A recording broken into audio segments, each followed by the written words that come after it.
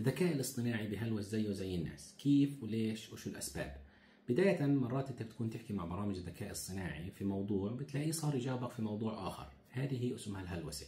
أو بتحكي معه في موضوع بتلاقيه بيختلق لك أفكار جديدة بطريقة جديدة، تماما مثل ما الإنسان بهلوس لما يتعب ويصير مش صاحي شو بيحكي، بيخلط الأمور في بعضها. هذا اللي بصير مع الذكاء الاصطناعي تماما. ظاهرة هلوسة الذكاء الاصطناعي تعود لأسباب، منها عدم كفاية البيانات الموجودة عنده على الإنترنت، يعني ما تدرب على بيانات كافية في موضوع معين. طبيعة برامج الذكاء الاصطناعي إنها هي تجاوب، يعني هو بيحاول إنه يجاوبك، فبتلاقيه بيختلق أمور وبكل ثقة في المواضيع اللي بيحكي عنها، لكن بيكون بيحكي في مواضيع تانية. الموضوع الثاني إنه سوء التدريب على البيانات وطبيعتها وجودتها الهابطة، يعني ممكن يكون في موضوع معين لكن البيانات والحقائق الموجودة على الإنترنت هي مش صحيحة، زي الأخبار الكاذبة. آلية بناء برامج الذكاء الاصطناعي هاي اللي هي بتشابه آلية بناء الدماغ البشري، وبسموها النيورال نتوركس اللي هي الشبكات العصبية.